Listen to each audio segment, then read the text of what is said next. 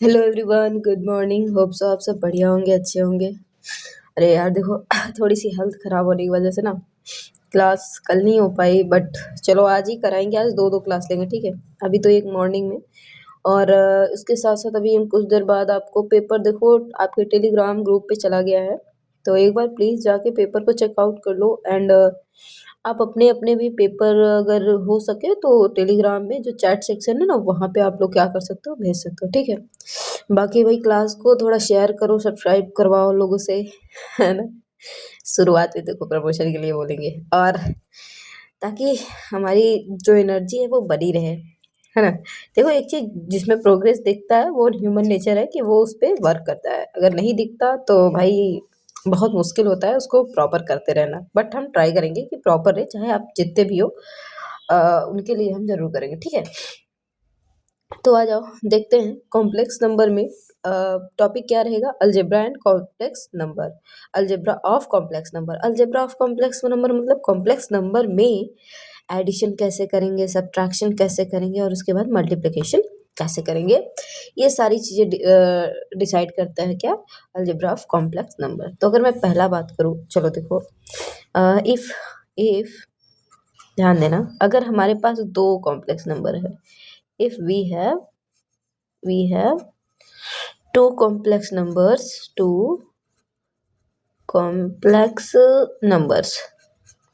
यहाँ पे हम ना एडिशन और सब्ट्रैक्शन सीख रहे हैं, मल्टीप्लिकेशन अलग से सीख ले रहे हैं, ठीक है। ये जूम इन जूम आउट हो रहा है, एक सेकंड रुक जाओ बस। तो हमने क्या कहा कि if we have two complex numbers z1 and z2, अभी हमने बताया कॉम्प्लेक्स नंबर को हम z1 एंड z2 दिखाते हैं। तो पहला कहानी कि एडिशन क्या कहता है ना। एडिशन क्या कहता है, तो एडिशन में होता है z1 plus z2। It means आप ना जब भी z1 प्लस z2, अगर मेरे पास इसको एक्सप्लेन करूं, यदि हमारे पास z1 की वैल्यू क्या है, a प्लस आई बी, है ना, और z2 की वैल्यू है c प्लस आई डी, है ना। तो जब भी एडिशन कहेगा तो देखो रियल पार्ट में रियल पार्ट ऐड होगा, यानी a प्लस सी होगा, और इमेजिनरी पार्ट में इमेजिनरी ऐड होगा। इट मीन्स इनका अगर हमें एडिशन कहेगा z1 plus z2 find out कर दो, तो क्या लिखोगे, कहोगे a में c जोड़ोगे a प्लस सी, एंड इन दोनों में i कॉमन है तो प्लस i कॉमन ले लेना, b प्लस डी। ये सिखाया भी था इससे पहले वाले क्लास में, ठीक है। और इसी तरह से जब इसका हम सब्ट्रैक्शन करते हैं, क्या दूसरी कहानी इसी में, हम अगर सब्ट्रैक्शन करते हैं यानी घटाव, सही लिख रहा है ना, हाँ। तो z1 माइनस z2 बताया था, तो क्या हो जाएगा बताओ, क्योंकि z1 की value a plus I B है मैम, और माइनस लगेगा क्या, c प्लस आई डी। अगर आपको थोड़ा देखो, अब रियल पार्ट में से रियल पार्ट माइनस होगा, it means a minus B, और इन दोनों में देखो यहाँ भी प्लस है, प्लस आई कॉमन ले लेंगे, b माइनस डी। तो ये होती है कहानी प्लस की, ठीक है। तो कोई भी नंबर ए बी सी की जगह दे दे, यहाँ देखना ए और बी क्या होते हैं, रियल नंबर होते हैं अपनी जगह पे, लेकिन अगर मैं बी कहूँ तो ये इमेजिनरी पार्ट का है ना, रियल नंबर ऐसे कह सकते हो, है ना, है इमेजिनरी पार्ट की वैल्यू है ये, ऐसे। Following properties of addition, addition की कुछ प्रॉपर्टी देख लेते हैं, जिनमें चलो अब यहाँ पे ध्यान देना, जिसमें हम पहले बोलते हैं कम्यूटेटिव। कम्यूटेटिव का मतलब होता है क्रम विनिमय, है ना, क्रम विनिमय नियम, या तो बस हम क्रम विनिमय लिख दे रहे हैं, विनिमय। क्रम विनिमय में क्या होता है भैया, तो इसमें कहता है कि आप क्या कर सकते हो, z1 प्लस z2 कहो कर दो, या तो z2 प्लस z1 कर दो, कोई इशू नहीं है ना। ये कहानी क्रम विनिमय कहलाएगी, यानी ये दोनों एक दूसरे के इक्वल होंगे, ठीक है। z1 प्लस z2 या तो z2 प्लस z1, इसी को कहते हैं क्रम विनिमय, यानी क्रम का इधर क्या कर देना, क्रम को आगे पीछे कर देना। साहचर्य नियम कहते हैं साझेदारी, एसोसिएटिव को कहते हैं साहचर्य नियम या साहचर्य। मैंने एसोसिएटिव लॉ नहीं लिखा, बस एसोसिएटिव लिख लिया, साहचर्य। इसमें 3 आएंगे कुछ ऐसे कि Z1 में Z2 ऐड करने के बाद मैंने एक तीसरा जोड़ दिया Z3, या तो मैंने पहले Z2 प्लस Z3 जोड़ा देन इसमें Z1 ऐड कर दिया, तो ये क्या कहलाएगा? ये कहलाएगा साहचर्य नियम। समझ पा रहे हो क्या? अभी हम सब पे क्वेश्चंस भी करेंगे, कैसे क्वेश्चन पूछे जाते हैं ये तो मान लो प्रूव करने के लिए थोड़ा सा आता है, उसमें पूछ लिया जाएगा। ये आपकी लाइट की वायर है, ठीक है। आ जाओ, आइडेंटिटी क्या होता है?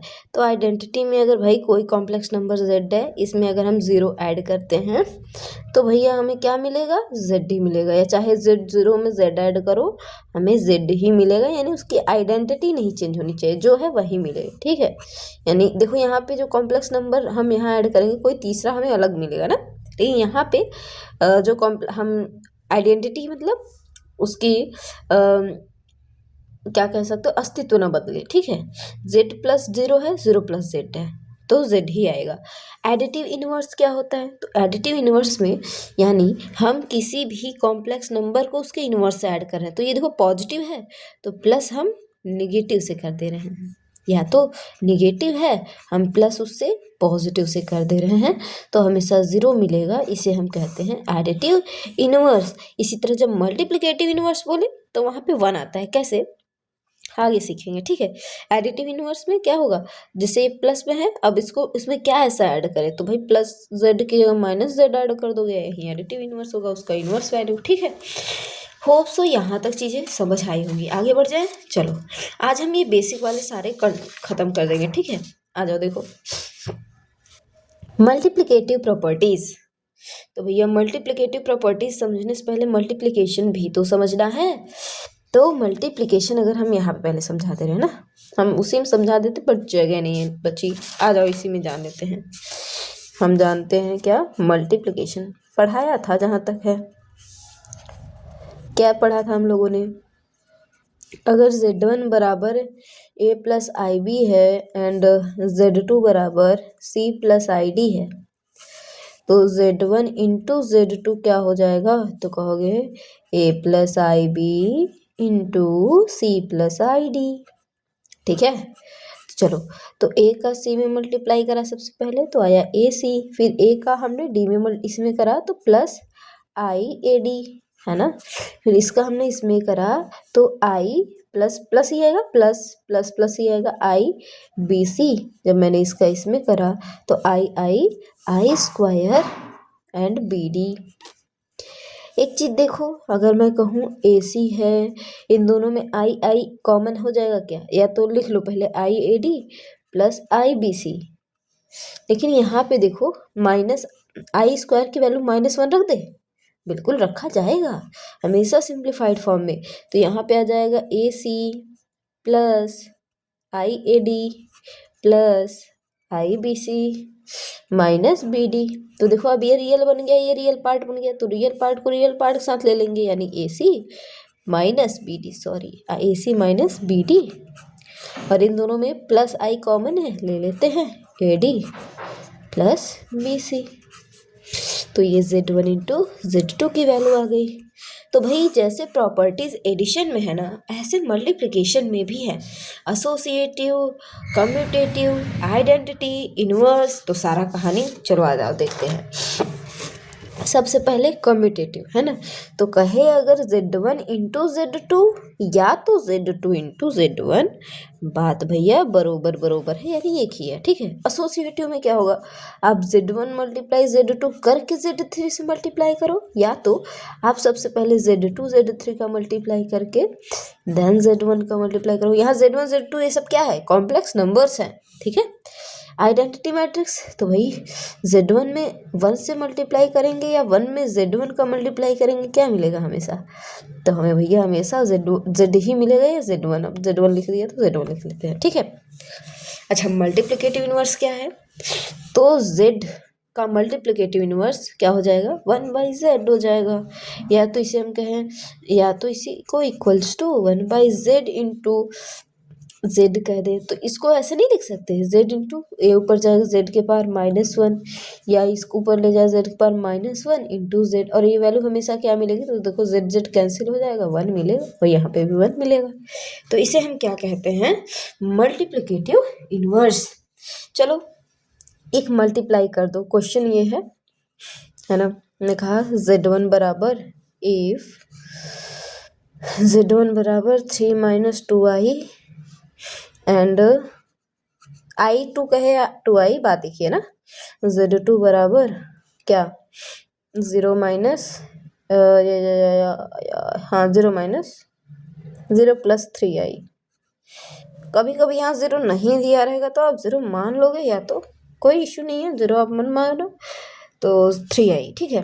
अच्छा कभी ना देखो कोई नंबर ऐसे दिया रहे कि बताओ 3 को कॉम्प्लेक्स नंबर में लिखो, है ना, इसको कॉम्प्लेक्स फॉर्म में लिखो तो क्या कहोगे z बराबर ये अब 3 है, कोई यहाँ पे इमेजिनरी पार्ट नहीं तो ये रियल पार्ट हो जाएगा प्लस i लगा के इमेजिनरी पार्ट 0 कर दोगे, ठीक है। इसका ये क्या है, इसका ये कॉम्प्लेक्स नंबर है। अगर मैं कहूँ कि -i का कॉम्प्लेक्स नंबर लिखो तो z बराबर 0 माइनस i, ये इसका कॉम्प्लेक्स फॉर्म हो गया, ठीक है। समझ पा रहे हो क्या? तो बस ये वाली कहानी है। अच्छा यहाँ मल्टीप्लिकेशन कह दिया करने को तो समझ जाना आसान है। क्या z1 इंटू z2 करना है 3 - 2i एंड 0 प्लस 3i। इसमें इसका करेंगे 0 आ जाएगा, इसमें इसका करेंगे 3 3 जा 9 आ जाएगा, फिर माइनस इसका तो माइनस 0 हो जाएगा, क्या 0 हो जाएगा ना, और माइनस प्लस माइनस 2 3 जा 3 2 जा 6i², ठीक है। तो ये तो 0 0 है, उसका लेना देना ही नहीं है, 9i हुआ और माइनस क्या आ जाएगा, सॉरी माइनस i² की वैल्यू -1 इंटू 6, तो हम इधर लिखे अगर तो ये प्लस बन जाएगा, माइनस माइनस प्लस हो जाएगा ना, माइनस माइनस प्लस, तो 9i प्लस 6। अब मुझे इसको लिखना है z बराबर a प्लस ib के फॉर्म में, तो इसको हम ऐसे लिख देंगे क्या 6 प्लस 9i i9, ठीक है, ये आपका आंसर हो जाएगा। समझ आ रहा है क्या? रूल नियम समझ आए, समझ आ गए होंगे, आसान है, ठीक है। सॉरी, तो ऐसे ही डिवाइड जब कहेगा तो z1 डिवाइड बाई z2 और कोशिश करेंगे, है ना, डिवीजन का कॉन्सेप्ट अगर होगा, चलो इधर ही थोड़ा सा देख लो, कंजुगेट भी यहीं सीख लेंगे, ठीक है। Division of two complex number, division of two complex numbers, तो हमेशा z1 डिवाइड बाई z2, और हम कोशिश करेंगे ना कि जब भी ऐसे डिवाइड में अगर आपका कॉम्प्लेक्स नंबर आए तो नीचे हम क्या कर लेंगे, परमेयीकरण, है ना, परमेयीकरण क्या कहते हैं, रेसिप्रोकल, ताकि नीचे हमारा कभी भी उस फॉर्म में रहे ना, किस फॉर्म में, a प्लस ib के फॉर्म में, यानी कॉम्प्लेक्स नहीं रहना चाहिए। तो हम इस कंडीशन में ना हमेशा z2 यानी इसके अपोजिट से हमेशा मल्टीप्लाई कर लेते हैं, ठीक है, इस तरह से, ठीक है। होप सो समझ आ रहा होगा। जैसे देखो, जैसे z1 बराबर मेरे पास 3 + 2i है एंड z2 बराबर 2 - i है, तो z1 बाई z2 क्या हो जाएगा, तो कहोगे 3 + 2i डिवाइड बाई 2 - i। तो इस कंडीशन में इसको सॉल्व कैसे करोगे, तो 3 + 2i divide by 2 - i into इसके रेसिप्रोकल, यानी 2 + i से ऊपर मल्टीप्लाई, 2 + i से नीचे मल्टीप्लाई, सॉल्व कर लेंगे इसको। मल्टीप्लाई करोगे तो 2 3 जा 6 आया, है ना, प्लस 2 2 जा 4i, फिर प्लस i का 3 में मल्टीप्लाई करा प्लस 3i आया, और इसका इसमें करा i 2i में तो प्लस 2i² आया, है ना। और यहाँ पे देखो a minus B a plus B, अरे यार नहीं दिख रहा क्या, a minus B a plus B, तो यहाँ पे आ जाएगा 2 2 जा 4 - i²। यहाँ तो आ गया भैया क्या, ये i² की वैल्यू रखोगे -1 तो -2 हो जाएगा, 6 में से 2 जाएगा 4 आएगा, डायरेक्ट लिखते हैं, प्लस 4 3 7i डिवाइड बाई 5 में से 1 5 हो जाएगा, ये -1 माइनस माइनस प्लस, सॉरी 4 +1 आ जाएगा ना, -1 होता है, माइनस माइनस +1, तो हो जाएगा 4/5 प्लस 7/5i। लास्ट में हमको इसको कॉम्प्लेक्स फॉर्म में लिखना ही होता है। अरे इसको जोड़ा है यार, इसलिए ऐसा है, ठीक है। हाँ, यहाँ तक चीज़ें समझ आई। तो जैसे अलजेब्रा का फॉर्म लगाते हो ना, यहाँ पे भी अलजेब्रा की कहानी आप लगा सकते हो। अंडरस्टूड। कॉम्प्लेक्स हमने पढ़ा था, और इसी में अभी मॉडुलस भी पढ़ेंगे, कॉम्प्लेक्स भी पढ़ेंगे, ठीक है। तो आ जाओ पहले कॉम्प्लेक्स देख लेते हैं। इसको हम थोड़ा डिटेल में आकर आ रहे हैं, ठीक है। कॉम्प्लेक्स नंबर का संयुग्मी यानी कॉन्जुगेट कैसे निकालोगे? तो अगर कोई z बराबर a प्लस आई भी है, इसका कॉन्जुगेट क्या होगा? कॉन्जुगेट, इसका कॉन्जुगेट होगा z बार, इसको z बार पढ़ेंगे, z बार बराबर a माइनस आई बी, ये इसका कॉन्जुगेट होगा। अच्छा, कभी बात करें मॉडुलस की, जिसे हम मापांक कहते हैं, मॉडुलस यानी मापांक, तो मापांक को हम कैसे दिखाएंगे? मॉड z से।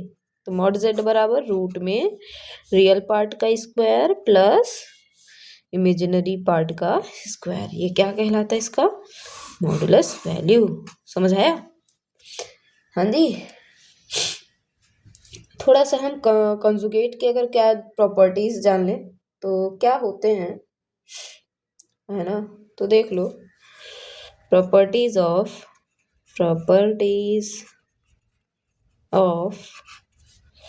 कंजुगेट, है ना, कंजुगेट ऑफ कॉम्प्लेक्स नंबर, ठीक है।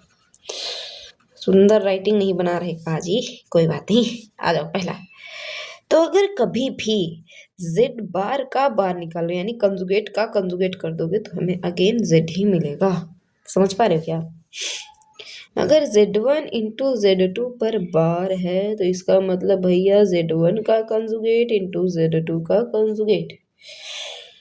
समझ आया? ऐसे ही अगर मैं कहूँ, क्या ऐसे भी हो सकता है z1 प्लस माइनस z2, यानी चाहे जोड़ो चाहे घटाना, और इसका कंजुगेट हो, तो भाई बिल्कुल z1 का कंजुगेट प्लस माइनस z2 के कंजुगेट के बराबर होगा, है ना। इसी तरह डिवीजन का देख लो कहानी, कि अगर z1 डिवाइड बाई z2 इसका होल का कंजुगेट है, तो इसका मतलब z1 का कंजुगेट डिवाइड बाई z2 का कंजुगेट, ठीक है। तो आसानी से कर लोगे क्या? हो जाएगा। तो पहला तो क्वेश्चन ऐसे ही आएगा, आपको दे देगा, फिर बोलेगा a प्लस आई बी के फॉर्म में लिखो, तो कभी केवल रियल पार्ट मिले तो आपको इमेजिनरी पार्ट की वैल्यू 0 मान के उसके साथ i लगा देना है ना, जैसे यहाँ पे हमने बताया।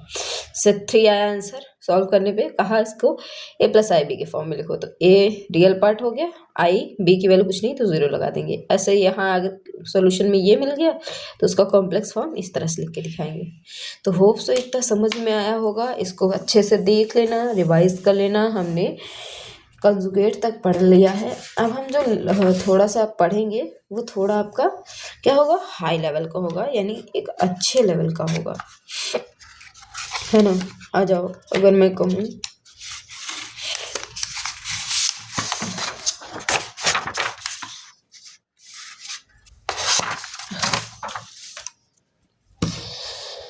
पढ़ ले आगे, तो चलो देख ही लेते हैं। आता है आर्गड प्लेन एंड पोलर रिप्रेजेंटेशन। क्या होता है भैया? आर्गड प्लेन, ARGAND प्लेन एंड, अरे यार ये ना जो 12th 11th के स्टूडेंट है ना, उनके लिए भी बहुत बेस्ट रहने वाला है। तो अपने भाई बहनों को, छोटे भाई बहनों को आप भेज सकते हो ना पढ़ने के लिए। देखो मेरा फेस नहीं दिख रहा है, इसका मतलब ये नहीं समझ नहीं आएगा, बस आपको पढ़ने की डेडिकेशन चाहिए, है ना, प्रेजेंटेशन, ठीक है। चलो, आर्गड प्लेन एंड पोलर प्रेजेंटेशन, जिसे हम कहते हैं आर्गड तल, आर्गड तल और ध्रुवीय निरूपण। क्या कहते हैं भैया? ध्रुवीय निरूपण, है ना, निरूपण। चलो आ जाओ, तो कैसे हम करेंगे? आर्गेट प्लेन क्या होता है? जब हम इसको एक्स वाई प्लेन में दिखा देते हैं, ये एक्स एक्सिस हुआ, ये वाई एक्सिस हुआ, जहाँ ये कट कर रहा है ये ओरिजिन हुआ, ये एक्स डैश हुआ, ये वाई डैश हुआ, ठीक है। अगर मैं कोई पॉइंट यहाँ दिखाऊँ, मान लो ये हमारा पॉइंट है 2,4, ठीक है, 2,4, तो यहाँ 2 किसकी वैल्यू होगी? एक्स की, 4 वाई की वैल्यू होगी। अगर इसको मैं कहूँ कि किस में लिखो, कॉम्प्लेक्स फॉर्म में, तो z बराबर क्या हो जाएगा? 2, जो रियल वैल्यू होगी वो x की होगी, 2 + 4i। इसको हम क्या, इसका इस फॉर्म में लिखते हैं। तो जो सॉरी, ठीक है, तो 10 इसका कॉम्प्लेक्स, अगर मैं कहूँ इसकी मापांक वैल्यू क्या होगी, तो भाई यही मापांक होगी, इसका मॉडुलस यही होगा। क्या आएगा मॉडुलस? तो रूट में 2 का स्क्वायर प्लस 4 का स्क्वायर, है ना। तो 4 4 जा 16, 2 2 जा 4, 16 4 20, रूट में 20 आ जाएगा। समझ पा रहे हो क्या? हाँ जी, समझ पा रहे होंगे।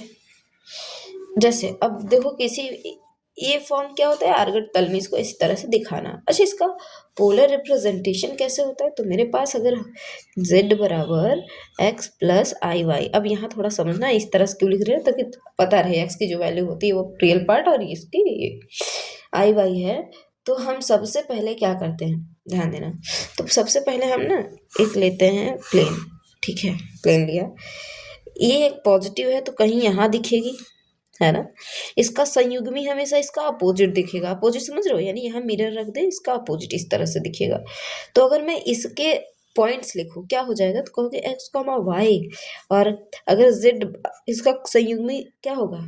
कंजुगेट जेड बार होगा, एक्स माइनस आई वाई। तो इसका पॉइंट क्या होगा? तो इसका पॉइंट होगा एक्स कॉमा माइनस वाई होगा, ठीक है।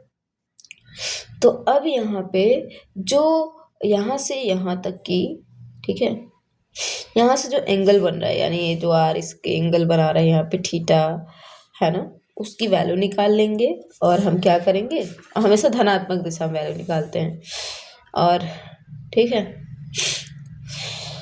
हो, ठीक है, कोई बात नहीं। हाँ, तो हम सबसे पहले तब अगर थीटा निकाल लेंगे और ये वैल्यू मुझे आर पता हो, तो पहले हम निकालेंगे एक्स की वैल्यू, एक्स बराबर आर कॉस थीटा होगा, है ना। और इमेजिनरी पार्ट वाई बराबर क्या हो जाएगा? Are sine theta. आर क्या है? इसका मापांक है, थीटा एंगल बना रहा है, तो एक्स और वाई की वैल्यू ये होगी, ठीक है। तो z बराबर क्या हो जाएगा? उसका ध्रुवीय निरूपण, है ना, यानी पोलर रिप्रेजेंटेशन क्या होगा? तो पोलर रिप्रेजेंटेशन हो जाएगा, पोलर रिप्रेजेंटेशन z बराबर, तो z बराबर आर इंटू, आर कॉमन ले लेंगे दोनों में से, आर कॉस थीटा प्लस आई, यहाँ पे इमेजिनरी है, आई साइन थीटा, ठीक है। बस यही आपका आंसर हुआ, ठीक है। कभी भी z की value does not equals to 0 नहीं होनी चाहिए पोलर फॉर्म में, तब हमारा जो थीटा होगा वो हमेशा less than or equals to 0 होगा and less than or equals to 2 pi होगा, है ना। तभी थीटा के मान के लिए ये वैल्यू क्या होगी? संगत होगी, ठीक है, संगत यानी फॉलो करेगी, ठीक। हाँ जी, कहानी अलग अलग है, बाकी इसकी अलग है, ठीक है। तो होप सो यहाँ तक चीज़ें समझ आ गई होंगी। अब हम आगे देखो क्वाड्रेटिक इक्वेशन पढ़ेंगे थोड़ा सा ना, इसको हम एडवांस लेवल पे कल वाली क्लास में पढ़ेंगे। तो यहाँ तक बस इतना ही करते हैं, कल हम और आगे इसको कंप्लीट कंटिन्यू करेंगे। Okay, bye, see you tomorrow.